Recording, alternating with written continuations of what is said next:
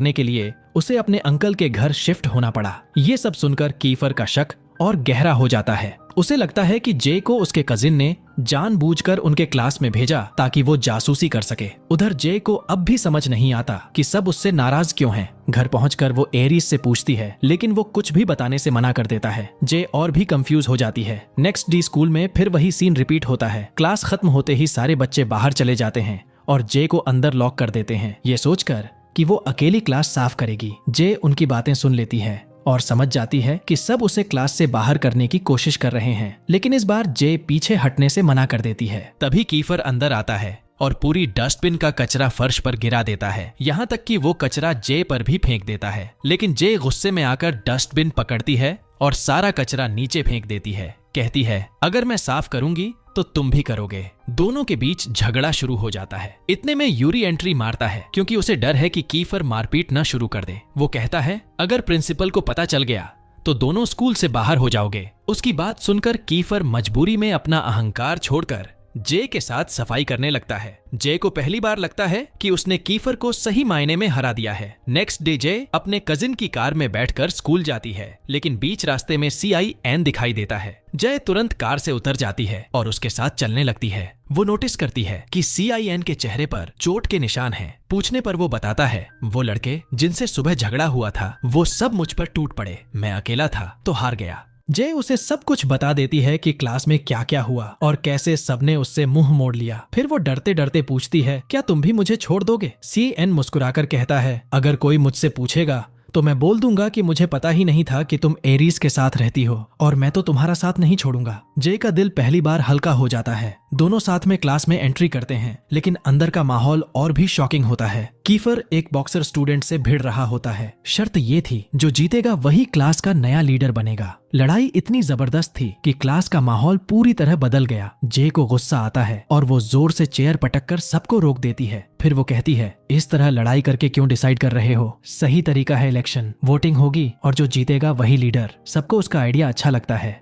और मान भी लेते हैं। लेकिन ब्रेक के दौरान कैफेटेरिया जाने पर जय को पता चलता है कि अब उस पर भी बैन लगा दिया गया है। तभी पहले वाली रिच लड़की उसकी मदद करती है और खाना दिलाती है। जय पहली बार उसे थैंक यू कहती है, लेकिन जैसे ही वो क्लास में वापस आती है पता चलता है कि चुनाव पूरी तरह से फेल हो गया और बच्चे फिर से फाइट करने लगे। जय इस बार बॉक्सर का सपोर्ट करती है और कीफर को हराने के लिए उसे चीयर करती है। दाएं से मारो, अब लेफ्ट हुक। लेकिन किस्मत पलट जाती है और पहले ही राउंड में कीफर नॉकआउट मारकर जीत जाता है। सब स्टूडेंट्स उसका नाम चिल्लाने लगते हैं और वो दोबारा क्लास का लीडर बन जाता है। जे को बॉक्सर की हालत देखकर बुरा लगता है। वो उसके पास जाती है, उसका जख्म साफ करती है और उसे खाना देती है। और शायद इसी पल वो पहली बार समझ पाती है कि क्लास में उसकी जगह कहाँ है। PE के समय जब क्लास में सब बच्चे आराम से कपड़े बदल रहे थे, जय थोड़ी शर्मिंदा हो जाती है। वो आंखें बंद करने की कोशिश करती है, लेकिन पूरा बंद नहीं कर पाती और तभी उसकी नजर कीफर पर पड़ती है। वो शर्ट बदल रहा था और जय बस उसकी बॉडी देखकर हैरान रह जाती है। उसके दिल की धड़कन तेज हो जाती है। फिर सब लोग ग्राउंड में एक्सरसाइज के लिए निकलते हैं। वहाँ जय अपने कजिन एरीज को देखती है, जो अपनी गर्लफ्रेंड एला के साथ बैठा था, लेकिन उसकी नजरें कीफर पर जाती हैं, जो जलन से उन्हें घूर रहा था। तभी जय को सब समझ आ जाता है। कीफर कभी एला से प्यार करता था, लेकिन उसने उसे छोड़कर एरीज को चुन लिया। इसी वजह से कीफर का गुस्सा उसके कजिन पर है और वो किसी भी हाल में बदला लेना चाहता है। खेल शुरू होता है और कीफर गुस्से में बॉल जे की तरफ फेंकता है। बाकी सब बच्चे भी उसकी नकल करने लगते हैं, जब तक कि एक बॉल जे के चेहरे पर जोर से लग जाती है। वो जमीन पर गिर पड़ती है, खून निकलने लगता है और वो रोते रोते चीखने लगती है। ये देखकर सबके चेहरे उतर जाते हैं। कीफर को भी पहली बार अपने किए पर पछतावा होता है। एरिस तुरंत जे को घर ले जाता है। जे 2 दिन तक अपने कमरे में बंद रहती है, स्कूल तक नहीं जाती। तभी उसकी आंटी उसके पास आती है, उसका फेवरेट खाना बनाती है और कहती है, स्कूल वापस जाना पड़ेगा, एग्जाम्स पास ही हैं। जे थोड़ा हिम्मत जुटाती है और मान जाती है। एक दिन वो मॉल जाती है, लेकिन वहाँ कुछ गुंडे लड़के उसे परेशान करने लगते हैं। असल में ये सब कीफर की प्लानिंग थी, पर इसी मौके पर कीफर हीरो बनकर एंट्री करता है और उसे बचाता है। वो जे को बैठाता है, उसकी चोट पर पट्टी लगाता है और आइसक्रीम लाकर देता है। दरअसल उसका इरादा था इनडायरेक्टली माफी मांगने का।